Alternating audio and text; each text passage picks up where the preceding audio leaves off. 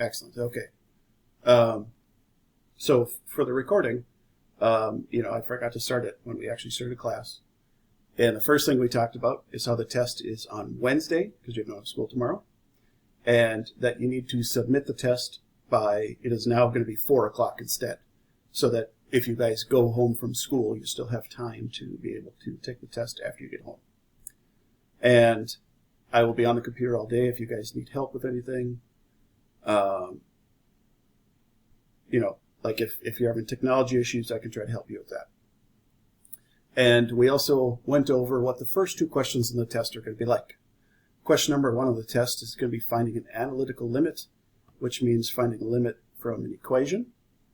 And basically the first thing that you always try on a limit is plugging in the number. So that's question 1. Question 2 is going to be the same thing, except it's a trig equation, which means you're most likely going to need the unit circle or trig identities, or, and this is where I got stuck on the word, basically a process for finding trig answers. So sometimes that could involve changing it to sine and cosine. It's just basically finding the answer from trig. And then somebody just asked, oh yes, it was about how I said I was going to write the questions like they were in Khan Academy practice questions. So Khan Academy does a good job trying to imitate the AP test with the way they word their questions. Because if you look in our textbook, the questions are traditionally worded differently. So I purposely went and worded all the questions on the test so that they are worded the same as from Khan Academy. And then I made up my own equations and things to go with it. But the setup of the questions will be the same. I can't remember who asked that, but was that what you were kind of wondering?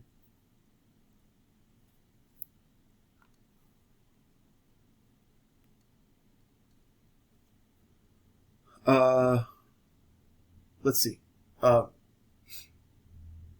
Britt, do you think you can help me with this one? So it's basically exactly like 1 and 2, where what's the difference on question 3 from 1 and 2, I guess is the only thing I'm really asking. And it basically says it in the problem.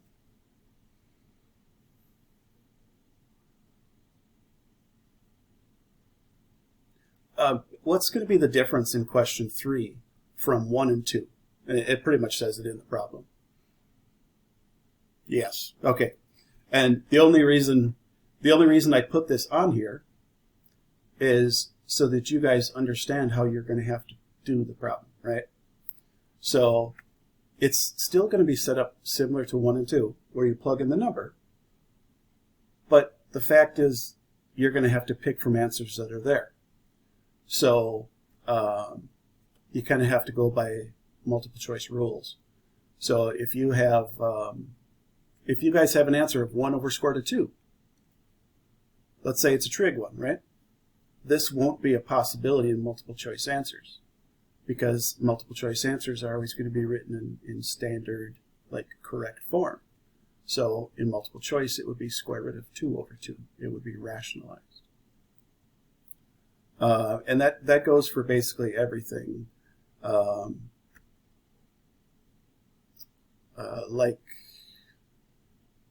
Like it could be an equation where you have, I guess I just did square roots in the bottom. It doesn't have to be trig. I mean, it could just be a regular equation with square roots or something like that. The only difference is that your answers have to be written in correct form. And so, as long as you can pick out your answer from the choice, they're good. Okay, David, how about numerically? Do you remember what a limit numerically meant?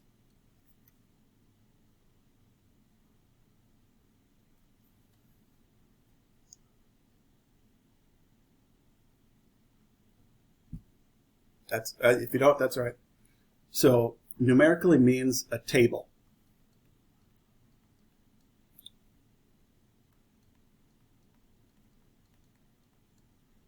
You're not even going to have to plug anything in. So the table means you're going to be given a table, and you're just going to have to answer the limit from the table. So you'll notice in question 1, I wrote equation above analytical. So if you feel like you need help remembering what these means, these are good ways to write notes to yourself. If you need help answering a limit from a table,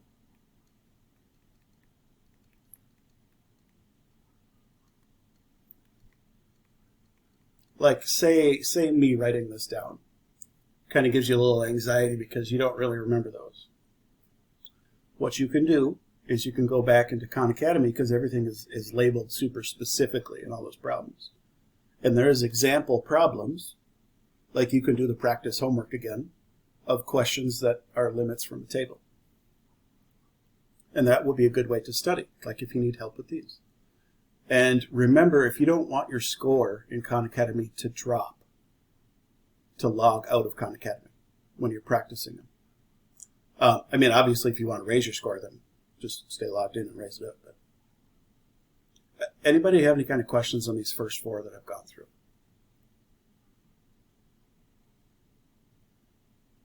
And I can't remember if I put the outline in today's folder or not, but I know it is in Thursday or Friday, if you want to open up the outline on a tab on your Chromebook or something, because this might look small. Okay, so I don't know who are we on. We're on Eric. Eric, do you remember what a piecewise function is? Because these 2 questions are the same.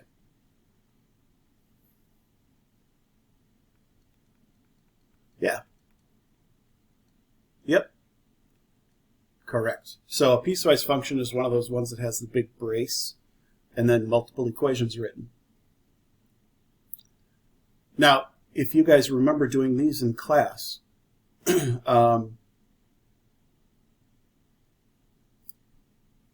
there's basically a couple things you look at.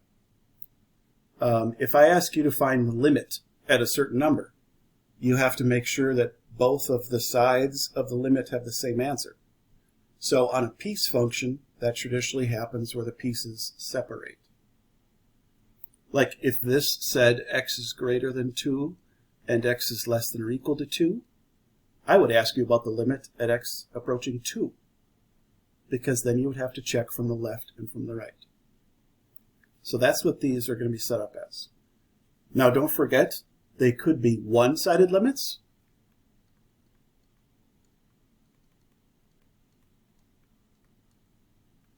or a normal limit. You could have 3 different questions from a piece function. From the left, from the right, or both.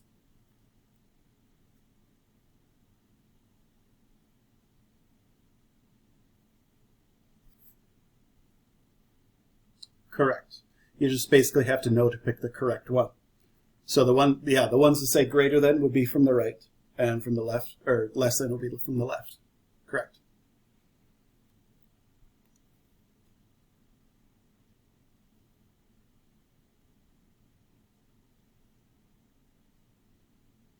No limit. Yep, no, good question. Yeah, correct. If they're both the same, then that's your answer. If they're different, then it's no limit, because they're different on each side. Basically, if you can't find an answer, we usually answer no limit.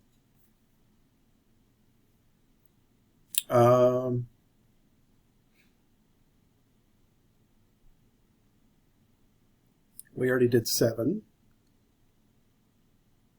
Or is this going to throw you guys off now that I'm skipping some, since maybe you looked ahead? So 7, we already basically... did you have a question, Jackson? Okay. Or you were just saying it throws you off or not? Okay. Limit numerically, we did that one. In question 4, finding a limit function value graphically. There we go. Let's answer this one. I think we're on Haley. What does graphically mean? Oh. Your microphone's messed up. Maybe just type an answer in the chat. Graphically just means what?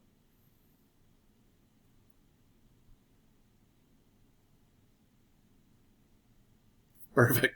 Perfect. So if you're trying to answer a limit from a graph, you're just going to basically be looking at the graph to answer it. Like there's really nothing specific or tricky about it. Again, a graph, you could be asked one-sided. So then you would just look on the left or the right. Or from a graph, it could be two-sided.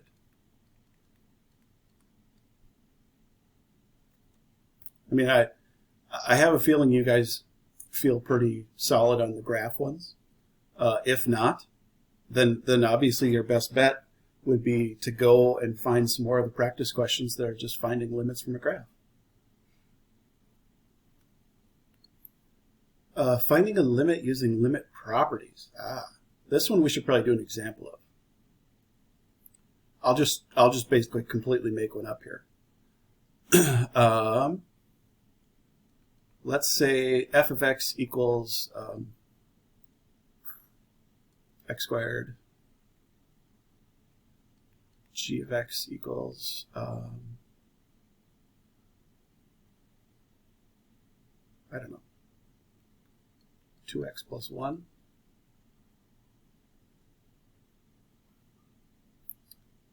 And, actually, now that I say this one, I think this one was the one that had a table. In Khan Academy, they were set up with a table, I believe. Let's do it like this first, and then we'll talk about the table afterwards. So the type of question you would get would be something like the limit as x approaches 3 of f of x plus 3g of x. Something like this. And so it's limit properties because you guys should know that you should do them separate. And then this times 3 just means you multiply the answer times 3. So f of 3 would be x squared, so 3 squared, which is 9.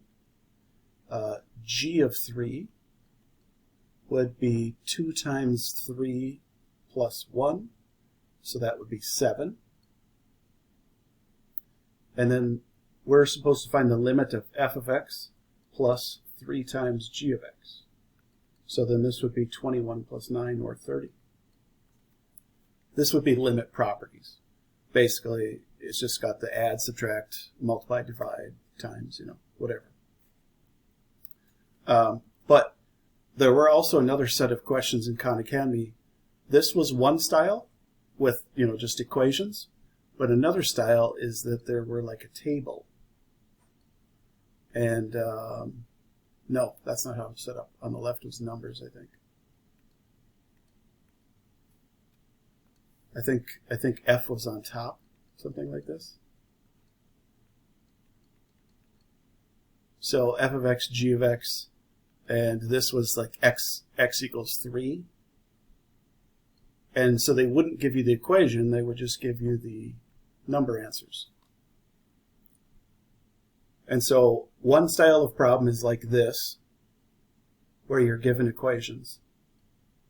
Another style is like this, where you're just given a table without knowing the equations that they came from. But you would still be asked to do the same limit. Does that kind of make sense, or did I just make this kind of a mess up there? Do you want me to redo that problem down below? Go ahead.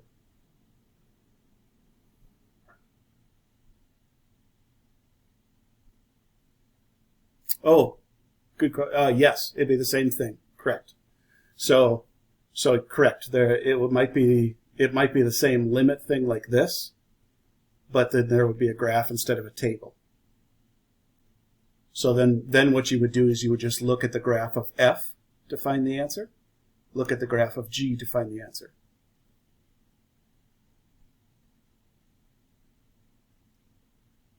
Do you want me to draw a graph down below to kind of make one up? I think I will. Because I remember the question you were talking about from Khan Academy, and it was set up kind of goofy.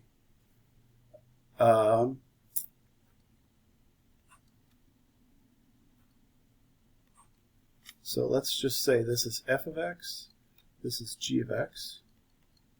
Let's just do it at x equals 1 so that it's not ridiculously, because my picture's already bad enough. The one in Khan Academy that you were talking about was something like this.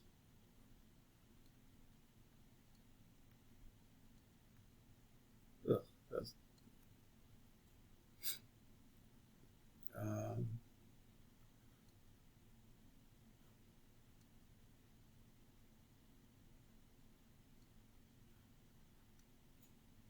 there. I mean, obviously a terrible picture.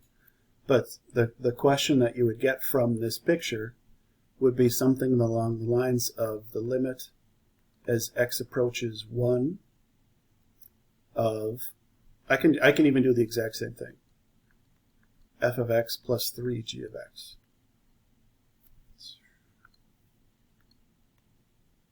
Because the actual equation that's down here doesn't actually matter. Okay. Now, the reason that this, is this, who just asked this one? I can't remember. Was it Holly? Was this the picture that you were talking about from Khan Academy? Yeah.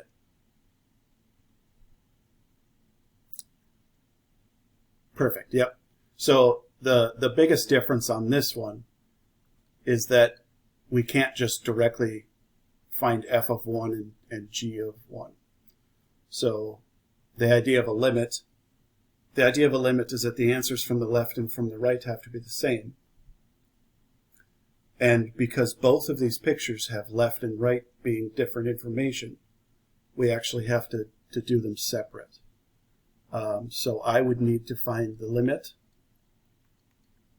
from the left and the limit from the right. And I'll find them separately to make sure they're the same or not.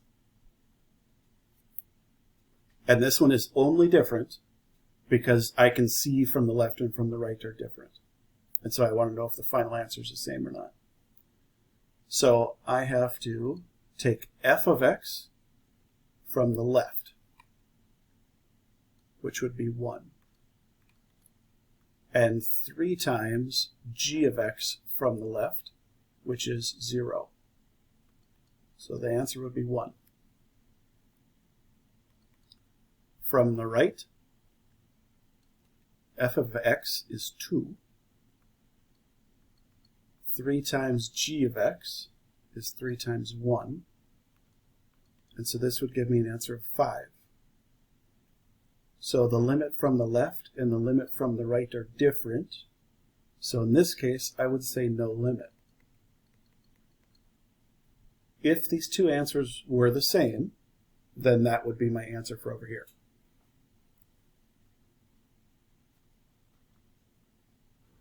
Go ahead.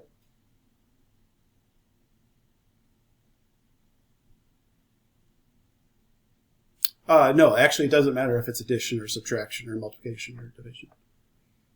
So the limits themselves can be completely separated out everywhere. Is that what you're kind of asking? Yep. Yeah. No, it doesn't have to be just addition.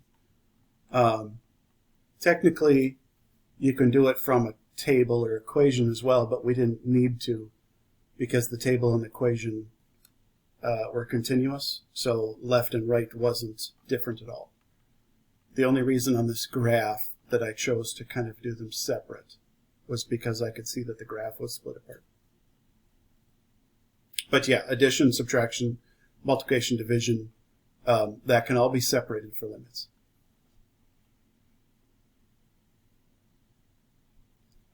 Anybody else have a question on one of these three that we just did? I mean, I know it was only one question on the test, but it could look very different depending on how it's given to you.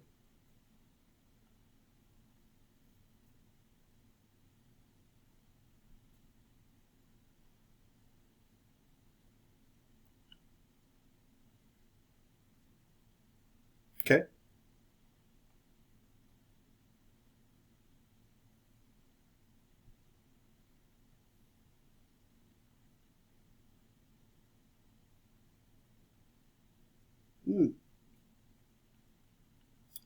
So are you talking about like from this graph?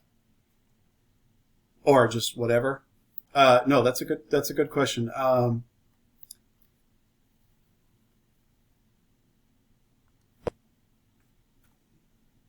No, no, it wouldn't have an answer. Correct. Like say this one. Like if there was no limit on the right, then automatically this answer would be wiped out. And so this would be no limit, and so both of them would be no limit. Is that what you kind of meant? Okay, yep.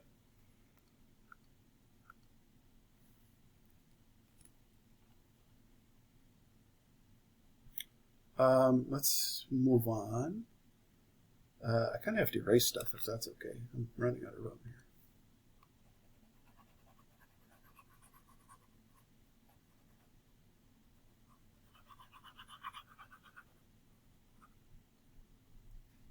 Finding an analytical limit. We've done that one a bunch of times. So we'll definitely skip that one. Finding a limit graphically, multiple choice, we have definitely done that. Finding a discontinuity. Oh, there, that's better. We finally have a new one. I actually have no idea where we are. I think maybe Holly, but I could be wrong. Okay. Do you remember what a discontinuity looks like?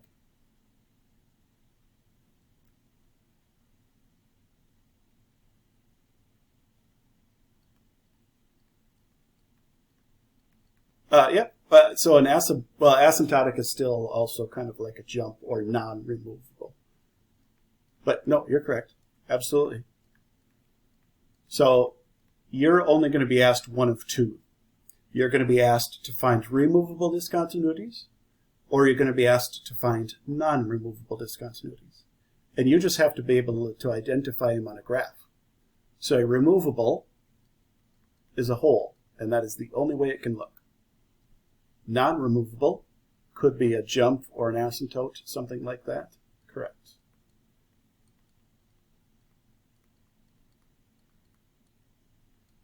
And actually, Holly, maybe you know this one. If I ask you to identify it, what's your answer going to look like? Like, how do you answer it?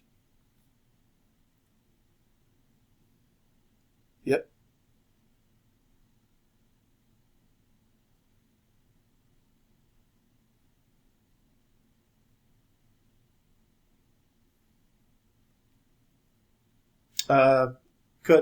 You're actually not even going to have equations. You're just going to have a graph. So, and if you don't know this answer, that's okay. That's actually the reason why I'm asking this one, because I know some people get confused on how to answer it. Your answer is going to be x values. So you would say that there is a removable discontinuity at x equals 2. You actually are not going to say anything about the height, because like on a non-removable, they have different heights and there is no heights. So your answer is going to be x values. Yeah, no, good. I mean, that's kind of a tough one. Stating continuity on a piecewise function. Isabella.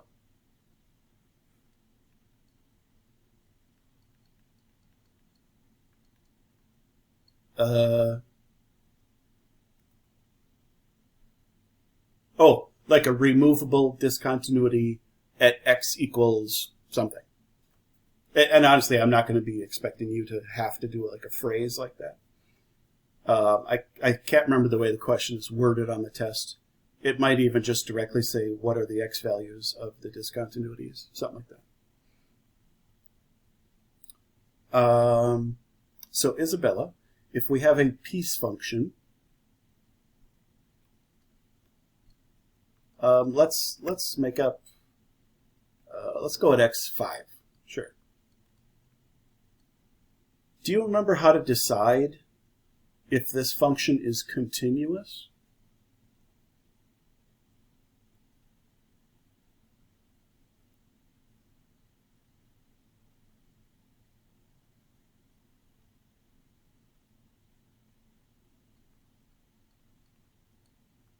Kind of.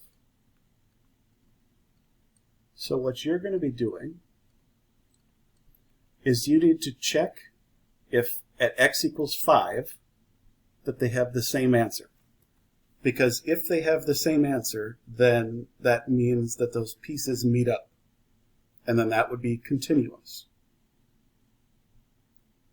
So that's how you check for continuity on a piece function. Now the other thing to check for is also to check if each piece has discontinuities, like holes, asymptotes.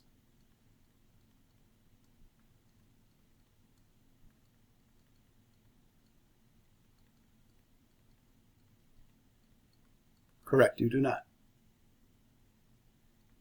I mean, you could if you wanted to, but you don't need to. You don't have to answer anything about. You don't have to answer what kind of discontinuity. You just have to answer if it's continuous or something along that lines. So it's kind of like the opposite.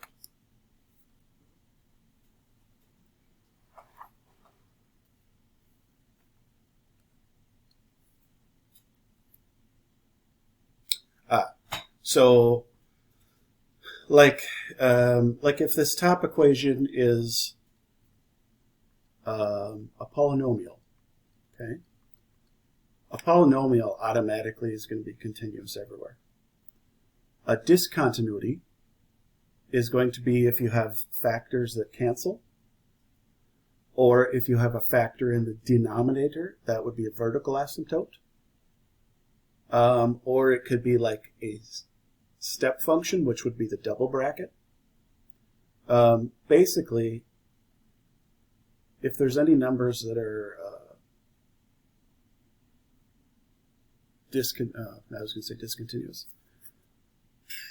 undefined. If it's a normal equation like this, it's continuous. If it's a rational equation, like 1 over x minus 4, this one would have a vertical asymptote at 4.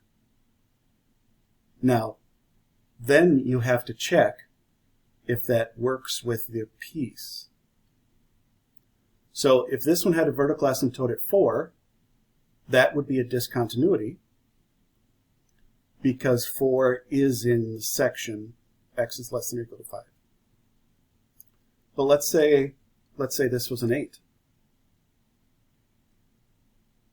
If this has a vertical asymptote at 8, it actually doesn't even count because 8 isn't in the section that's shown. So you're going to have to check if this fits with the pieces. So that's kind of why I wrote this one, just check each piece individual as well, because it's all situational. Like you have to know what a discontinuity looks like in an equation, and then check if it's actually there.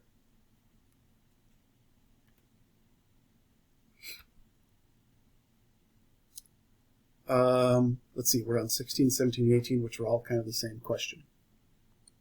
And we are on Jack.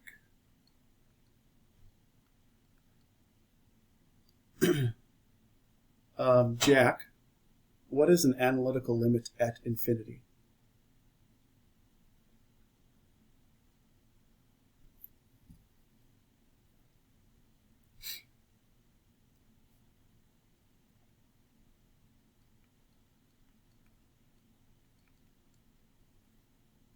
Excellent. And you're just going to decide what the answer comes to from that. Now, do you guys want me to do an example of one of those with you? Do you remember those? Because I certainly can.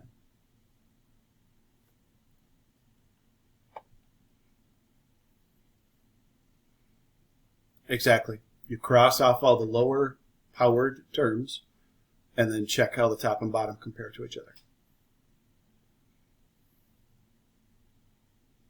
Leading coefficient. Yes. Yep. Yep. It's basically horizontal asymptote rules.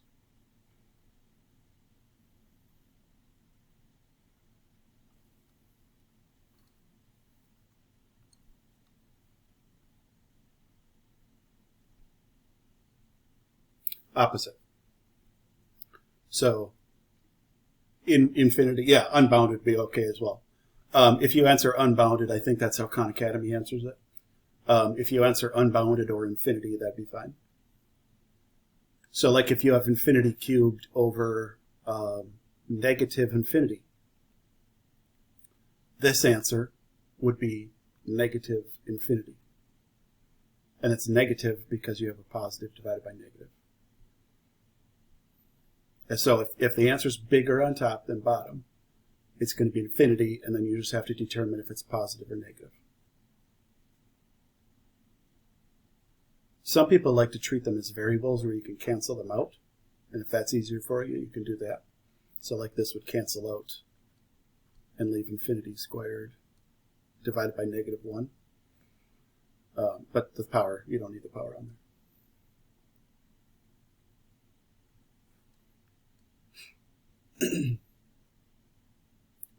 there. Jackson.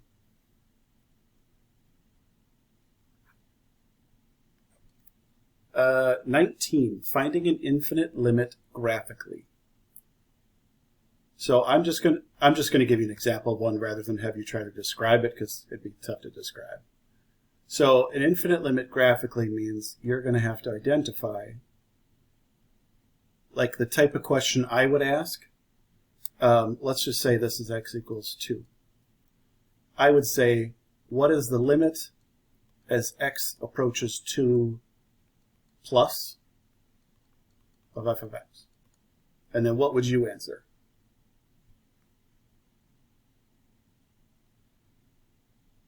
The right-hand side? Yep.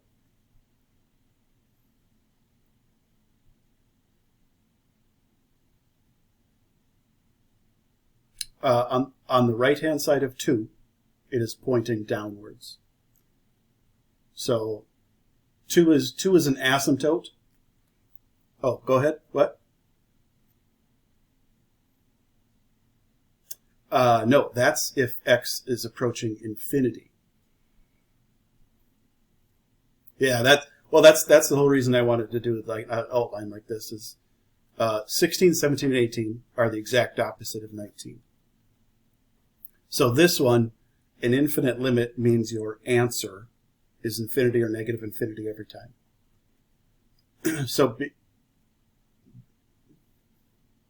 Correct. I mean, yeah, you stated it correct to start with, where you said the right-hand side of 2. So the right-hand side of 2 would be right here. Yeah. So negative infinity is your answer. Correct. Nice job.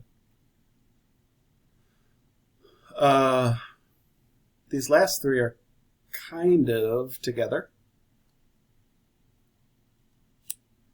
I actually have to scroll down the names finally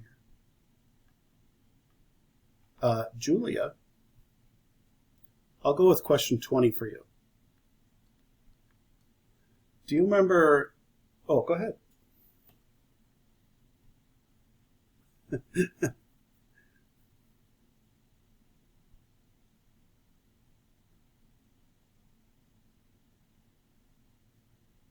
Yeah, that's perfect. So there's basically a couple criteria that you have to check for. You have to check that f of a and f of b are different. And then you have to check if f of x is continuous from a to b. Now, they have to be different for exactly what you just explained. Intermediate value theorem is saying that all the numbers exist in between. So if a and b are the same, then there is no in between. And then the continuity is the only important piece. So question 20, the question right now is, I'll just tell you that because that's what it says in the outline, is does the intermediate value theorem apply in this situation?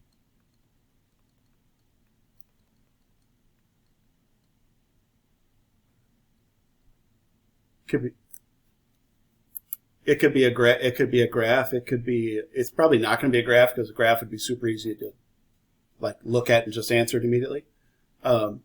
it's most likely going to be an equation, and you have to identify if f and b, a and b are different, and then you have to identify if it's continuous between a and b.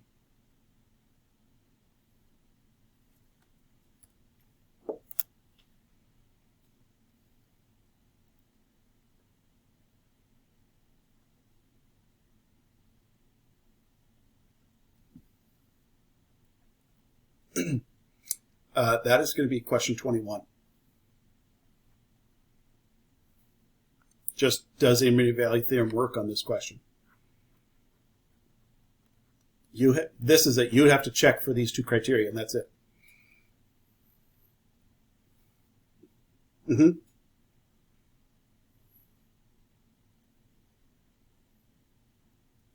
I would assume. I don't know.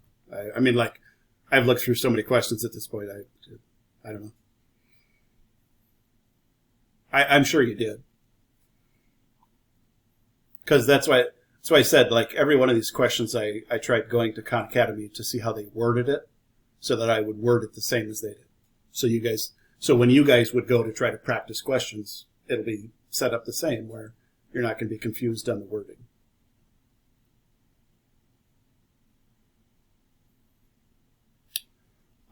Maybe we'll go to 22.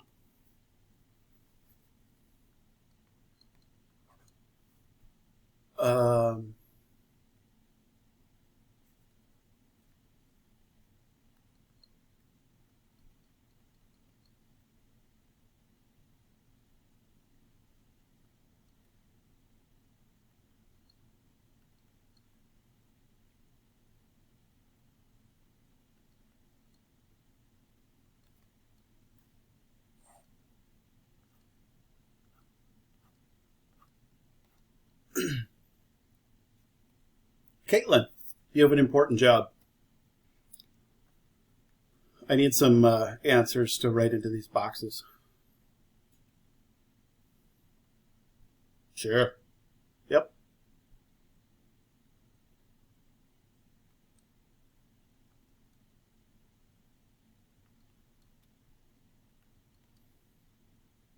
Perfect. Nicely done. They went up and down. That's what I wanted to. Let's see. Now I got to think of a question to go from this.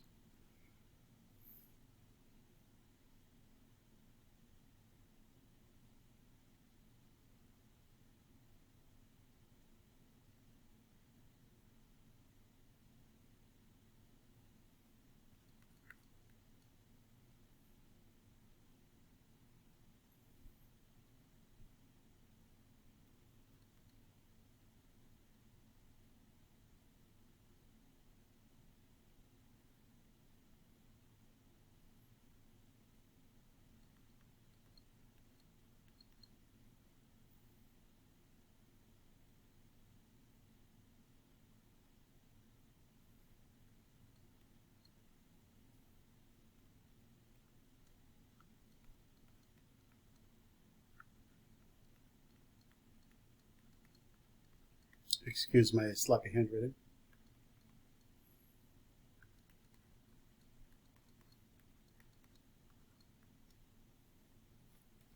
Now, I know 22 isn't identical to this, but it's along the same lines.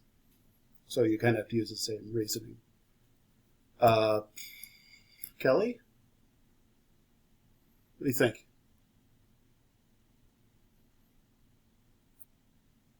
Okay. Yep.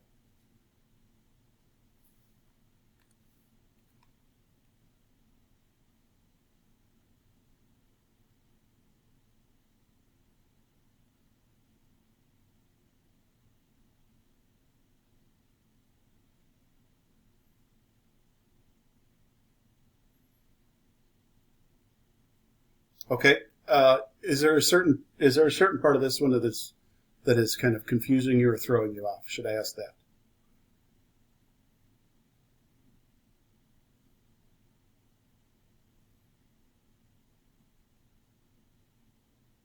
Oh, I did forget that part. You would also be told that f of x is continuous.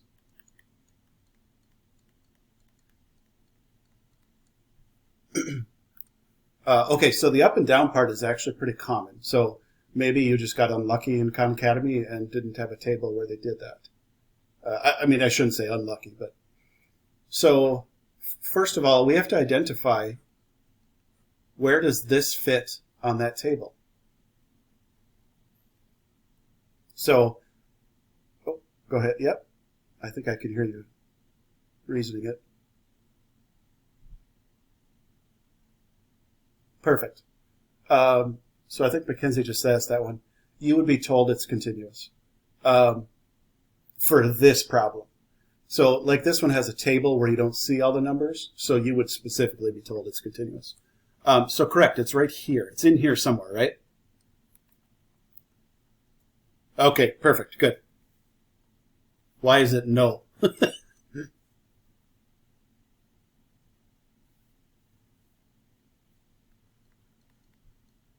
Excellent. So only values between 21 and 8 would be guaranteed.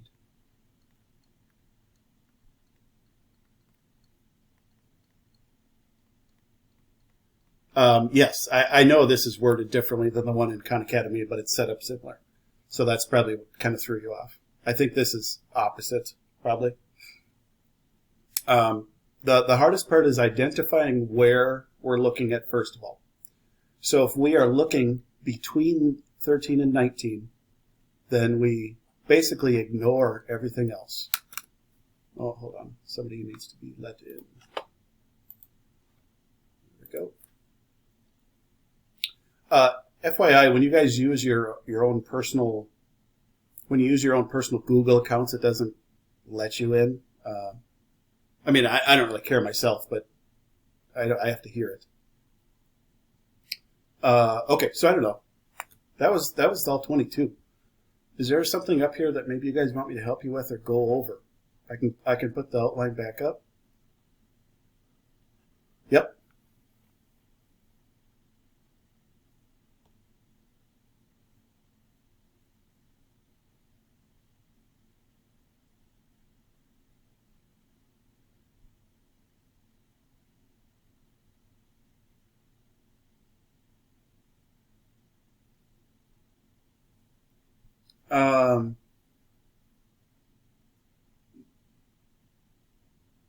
I'm not sure I understand what you're like. Are you trying to ask how come? Are you trying to ask how come I'm guaranteeing that it has to be between 21 and 8?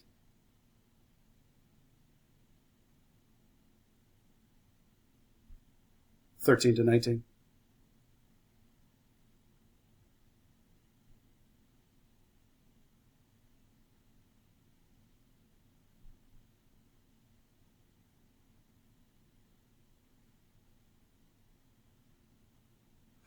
Oh, actually, you're right. No. You're right.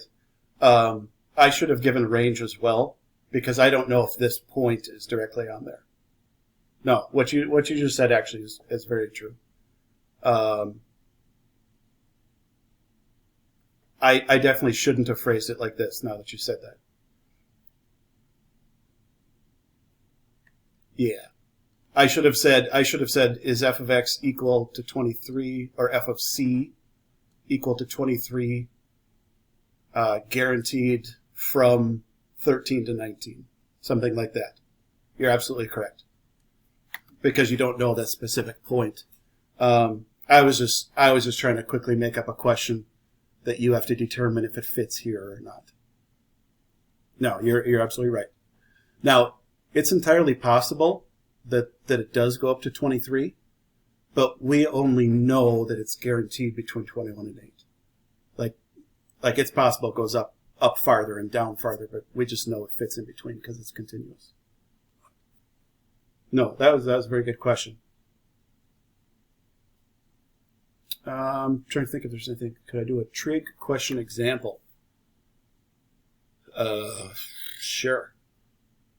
Do you mean like a basic one or like a hard one or what?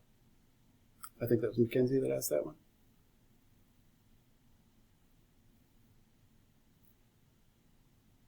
How difficult were you asking? Just any trig one?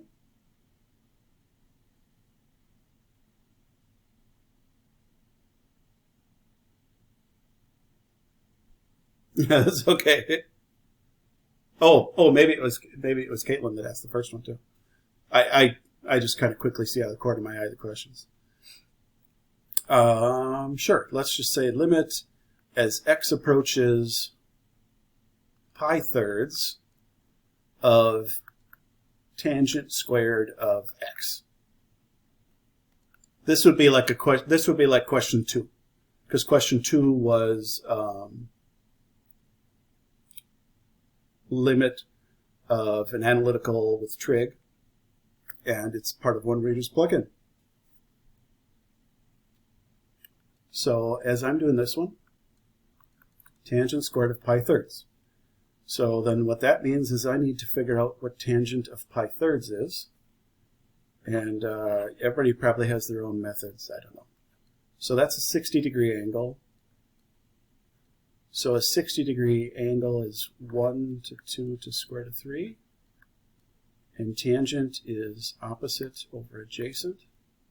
So it would be square root of 3 over 1. Square root of 3 squared would be 3. Now, if you're a person that likes just like finding stuff on the unit circle, that's fine too. I hate the unit circle myself. I think it's a waste of time to memorize that many numbers. So is this kind of what you were looking for, Caitlin? If you asked that first one. Okay. Perfect. I mean, it's just basically going to be some sort of a trig function where you're going to have to do something and find the answer on the unit circle.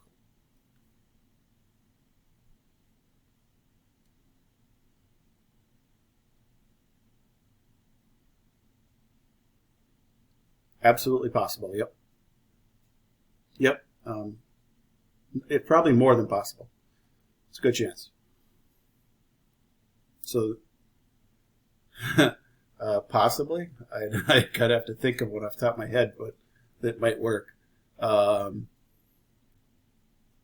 Let's see.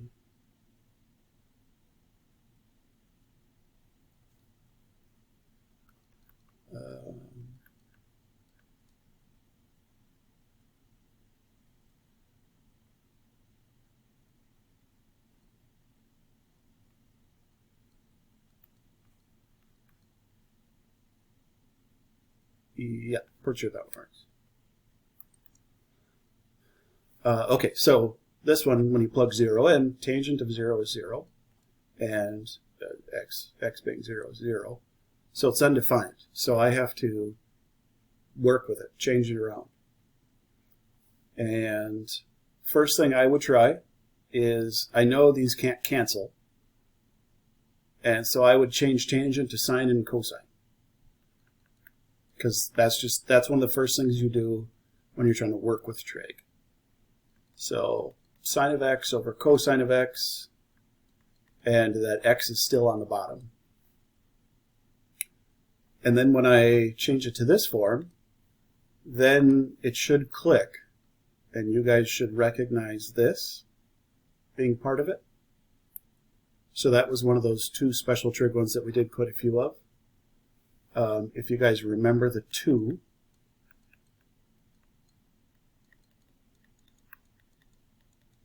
uh, 1,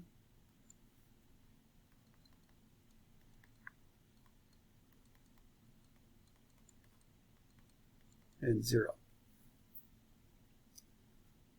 Now, it'd be a good plan for you guys to make a note card. Like, if you have trouble remembering a lot of these facts and things to look at, nothing wrong with you making a note card or a cheat sheet too.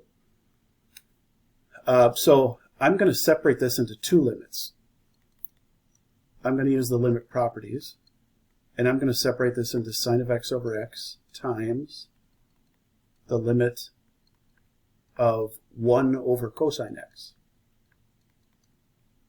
And I know this answer is 1 because it matches up with that. This answer I have to figure out because I have to plug in 0. And cosine of 0 is 1. So I'd get 1 over 1. I get 1. So this is pretty straightforward one. If you get 0 over 0, then you have to change it around. They're not always going to work, changing the sine and cosines. I mean, the trouble with the trig ones that most people hate is there's so many different kinds that I can't just tell you how to do all of them. A lot of it is just kind of trial and error and reasoning.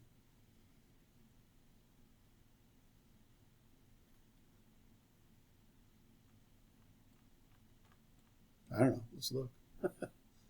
2 sounds right, to be honest with you. If that's true, then I didn't put nearly as much trig as I tried. And my page is 2.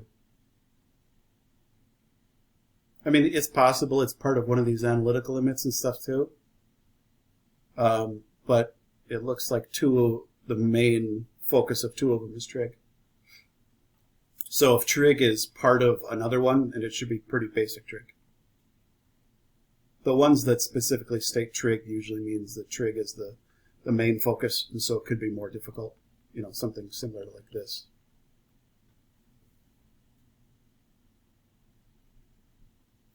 So tomorrow's I think it's a workshop day, so I think I have to sit through meetings the whole day.